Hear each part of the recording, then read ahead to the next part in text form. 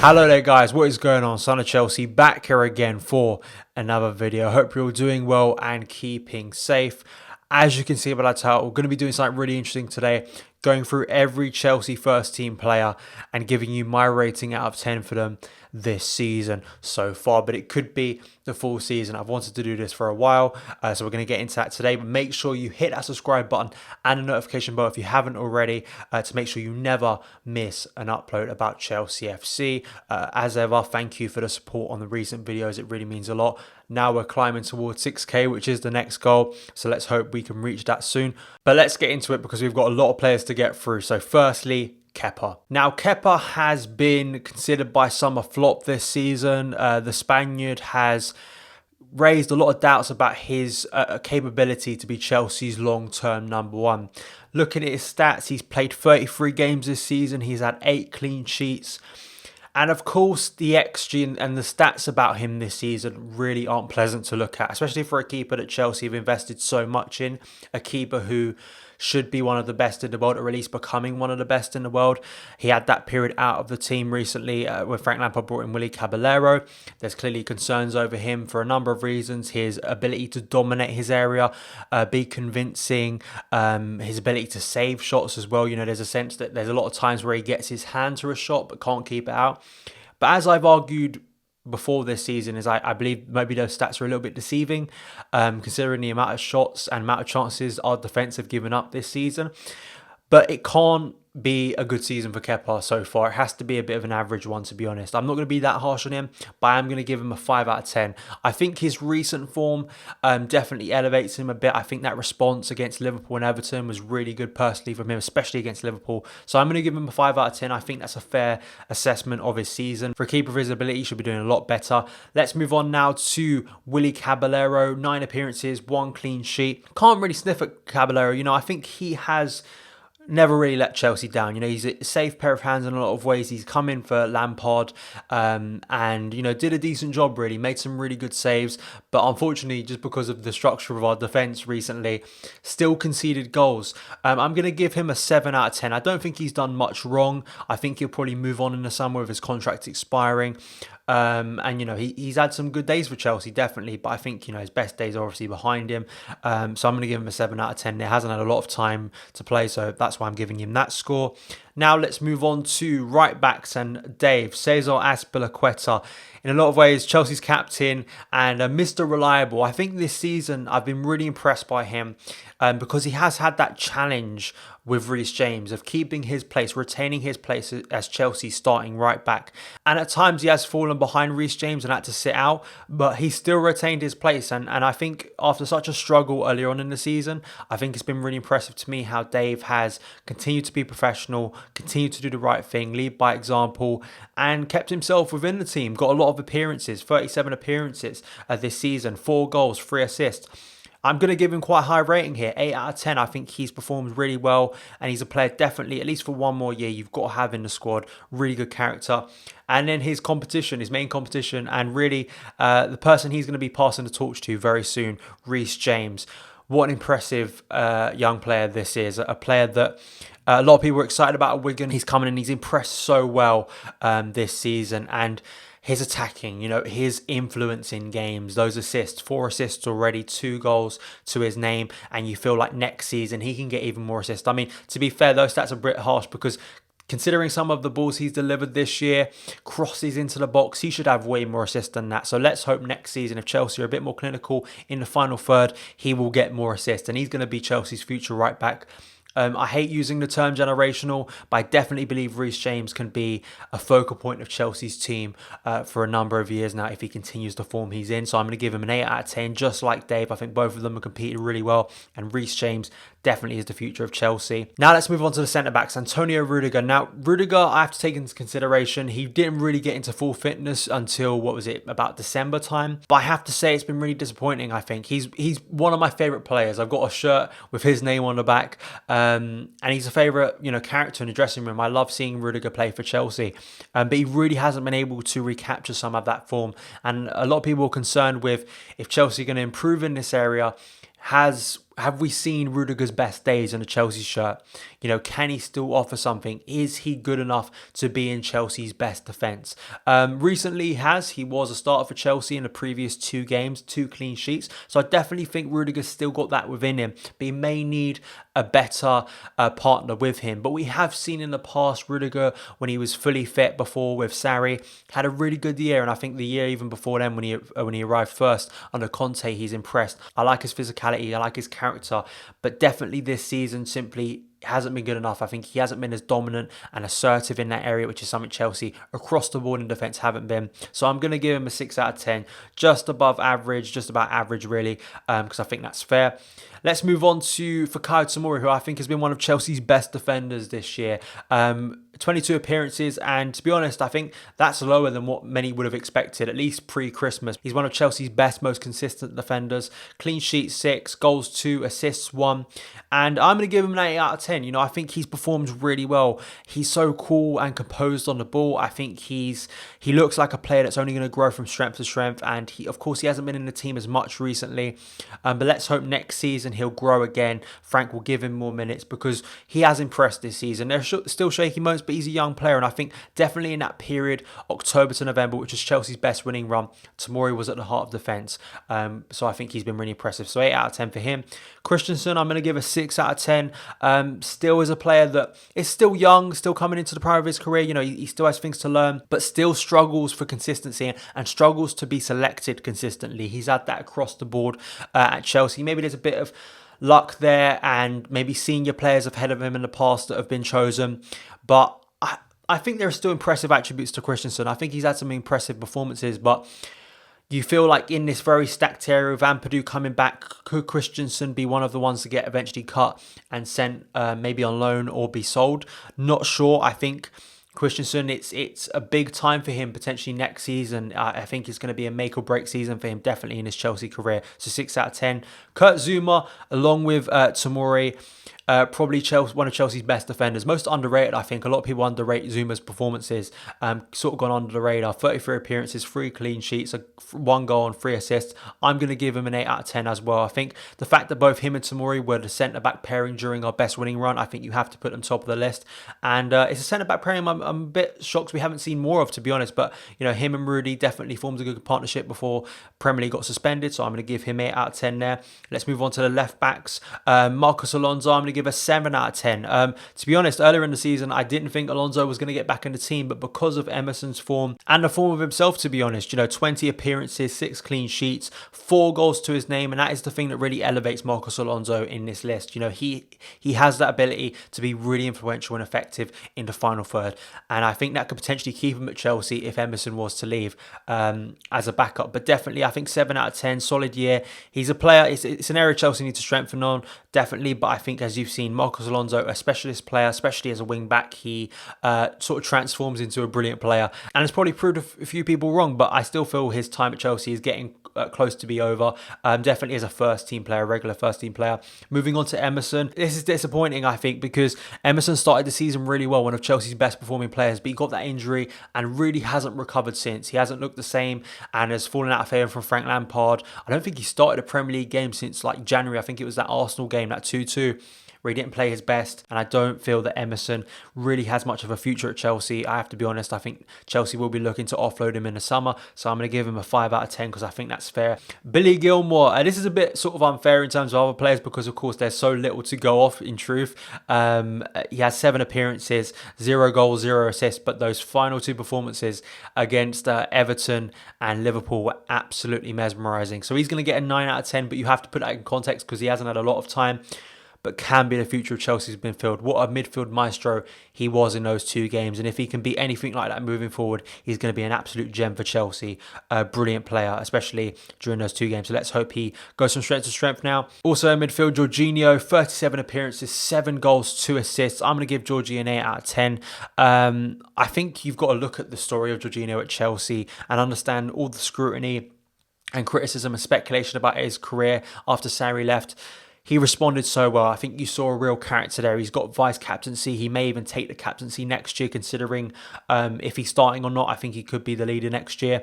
And I think still what he offers is absolutely class. And yes, maybe he's faded in recent months, but I still think you need a player like him in big games. I think he's a player that just the class, those 2 assists and especially that pass against Watford, one of the passes, if not the passes of the season. So for me, I'm a big fan of Jorginho. I love watching him play football, and I hope he stays at Chelsea for a number of years, to be honest.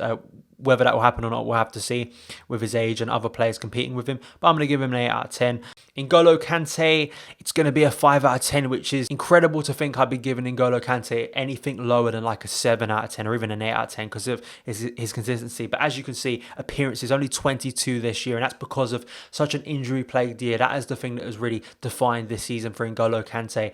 And the worry is, can he maintain fitness going forward? And that's going to be the real thing to me to see if he has a future in Chelsea's midfield and whether Chelsea could potentially sell him. I don't want to see Chelsea sell him because I think he's one of the most incredible players I've seen play for Chelsea. But the injuries, the balance in midfield, I think he looks more confused in Lampard's midfield than maybe Sarri's was. I know there was a lot of conflict over that, but I feel like Lampard wants to get both sides of his game out, but I don't think he's been able to. And with those fitness problems, it hasn't helped his performance as well. So he's only going to get a 5 out of 10. Mateo Kovacic, to many people, Chelsea's player of the season, and I'm going to give him a 9 out of 10 because I think he absolutely deserves it. The stats actually in terms of goals and assists don't really paint the full picture on how good Mateo Kovacic has been for Chelsea this season. A transformed player under Frank Lampard, so direct, so influential, so skillful, so much flair and guile, and he's such a joyful player to watch on a football pitch. And I spoke about him the other day when I talked about the top 5 things we've learned from this season, and I just gave one to Kovacic, so you can sort of watch that video as well to hear more about Kova. But absolutely a wonderful player who is going to be central to Chelsea's midfield moving forward. Probably the most consistent performer in the squad this season. So he is right at the top of the list in my ratings. 9 out of 10 there, fully deserved.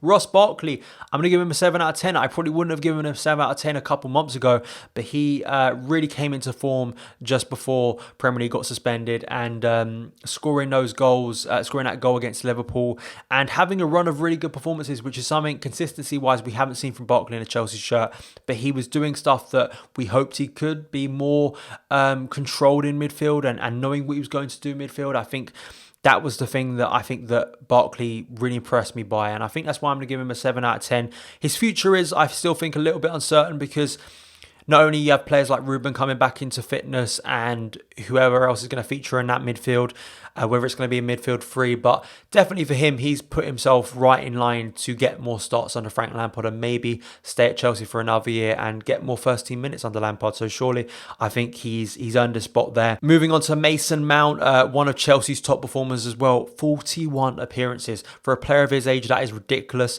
And considering all the critics he's had this season, I think he deserves so much praise for coming through those tough periods, for evolving, for being versatile to play in a number of positions. He's played number 10, he's played left of a midfield 3, he's played out wide as an inverted winger in a 4-3-3 and also a 3-4-3 where he's had some of his best performances. Still very much a player coming into what he's going to be. I think there's maybe some uncertainty over that, but it's good that he ended against Everton really well, scoring that goal. And you look at these stats, 6 goals, 5 assists, you can't sniff at that. And when you compare it to the likes of Jack Grealish and James Maddison, 2 highly rated players, he's not doing bad. He's doing really well for Chelsea. And I hope more people look at that in context, in a wider perspective, and understand how well he's done. So he's going to get an 8 out of 10. I think he's been one of Chelsea's highest performing players. And if he can improve on those stats next season and grow, he is going to become a massive player for Chelsea. Absolutely. So Mason Mount, full credit there. And now we move on to the wingers. Willian, 37 appearances, 7 goals, 6 assists. I'm going to give him an 8 out of 10, which I know some people will get annoyed by, but I think he's deserved a lot of his time on the pitch this season. I think, unlike other seasons where his performance levels have dropped and he hasn't had that competition, I think the competition has spurred him on to get better. And I think that he has had some brilliant moments this season. Of course, the high point was those 2 goals against Tottenham where he was man of the match that day. Absolutely wonderful in one of Chelsea's best wins of the season. And he's been influential, he really has. And I think he will probably be out the door in the summer for sure. I think this will be the exit for Willian, but what a way to go out. And I think he has really been tested this year, and it's good that he will go out on a high, and I hope some people really acknowledge that. Even if you're not the biggest fan of Willian, I think you have to appreciate what he's done, so he gets an 8 out of 10 personally from me. Callum Hudson-ODOI, he's had so much adversity, the injury, all these things I think hopefully will make him a stronger character, and still 27 appearances, 4 goals, 6 assists. has struggled for consistency this year and has struggled with critics as well. But I think Chelsea fans need to be patient for the talent they've got on their hands here. I'm going to give him a 7 out of 10. I think there's so much more to come from Callum in the coming years. And I think we've got a really potentially strong character here that's going to deal with a lot of adversity. He's going to be a big part of Chelsea's attack moving forward, no doubt about that. And I think he can't sniff it this year. And I don't think fans should as well, considering still the young age he's at. 11, Pedro, probably his most difficult year in the Chelsea shirt. He struggled for minutes, only 18 appearances, 2 goals and 3 assists. I'm going to give him a 6 out of 10, pretty average year. Ended the final 2 games like a lot of players I mentioned recently, against Liverpool and Everton, really being a star of those 2 games. So definitely has been influential in that experience, that prowess he has. A winning mentality is always so influential. And like Willian and some other players, I think will be out the door in the summer.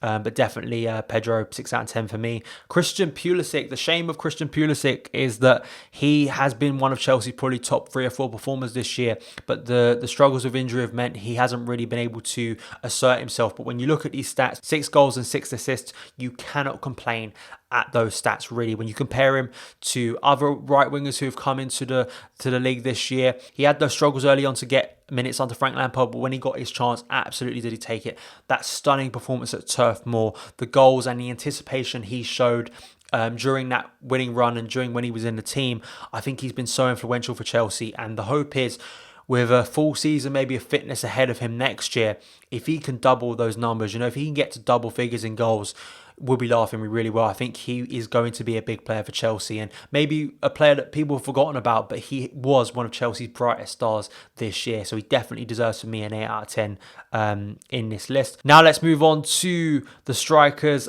Starting off with Olivier Giroud, has come into form recently. 13 appearances, 3 goals and 0 assists, but got to be impressed with Giroud. His personality, his professionalism to deal with the struggles this year of dealing with not being in the first team and then potentially leaving, but then Frank Lampard bringing him back into the fray and performing brilliantly for Chelsea, scoring some big goals.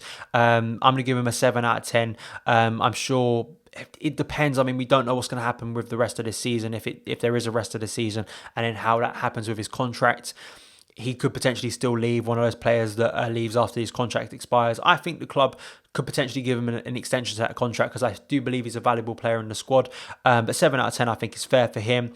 Michy Batshuayi, this is the lowest rated player I'm going to have on this list because I think it's been such a disappointment. I remember looking back in the summer when it was basically a 3-way shootout between Tammy, Michy and Giroud, and I thought this was Michy's greatest chance to make himself Chelsea's main striker. But he hasn't taken it, and he's got chances as well. He's got more minutes under Frank Lampard than Olivier Giroud, but he hasn't taken those chances. 25 appearances, 6 goals, 2 assists. But I look at his age, I look at his performance level, the struggles and frustrations that not only fans but apparently coaches have with him as well in a number of years now. I just can't see him improving and ever becoming the player that Chelsea hope he can be, which means I think he will be departing in the summer. And 3 out of 10. I know it's really harsh, but I think he's just been, personally, I think he's been so disappointing. I think that Man United game really summed it up, where this is your best chance to really make yourself Chelsea star, and he hasn't been able to take them. And so many parts of his game, the link-up play that is just way below par in terms of when you compare him to the link-up play of Olivier Giroud and hold-up play of Olivier Giroud and Tammy Abraham. It just doesn't match up, so I think he'll be departing in the summer. And Tammy Abraham, for me, right up there in my personal opinion with Mateo Kovacic. Yes, performance level, and he has struggled with injury, but considering the expectation at the start of the year, the doubts over him, scoring 15 goals is absolutely wonderful for Tammy Abraham. I think he's had some incredible moments. The winner against Arsenal, the hat-trick against Wolves. So many brilliant performances personally from him. I think the way his game has moved on, and there's been so many critics like him, as there have been, of course, of Mason Mount, and you have to put it into context of his age. And of course, there's that contract dispute recently, and let's hope he can get that new contract and Chelsea can sign him up permanently for a long period of time, because I think he's going to be a top striker for Chelsea. I think all the attributes are there. The anticipation, sure, maybe with crosses across the box, need to get better. Maybe that chemistry and link up with Reece James and other players, Hakim Ziyech when he comes next year. could potentially be lethal for Chelsea. And if Tammy Abraham can get on the end of those crosses more consistently, he can double those numbers, absolutely. But I think considering the critics and the doubts over him in the start of the season, I think he's had a brilliant year, a brilliant first year at Chelsea. And I think as Chelsea's main striker, he's absolutely earned the plaudits. 9 out of 10 for me. I think it has to be a 9 out of 10. So that is it. Those are my ratings for this year so far, or it could just be the complete season if football doesn't resume this season. I'm really intrigued to hear your ratings as ever in the comments below. Please let me know, do you agree, do you disagree? Give me your opinions down there in the comments below, and I hope to respond to them and debate with you guys as I usually do. But thank you guys so much for taking the time to watch this video. If you did enjoy it, hit that subscribe button and the notification bell to never miss an upload. Follow me on Twitter @SonOfChelsea, and I'll see you again.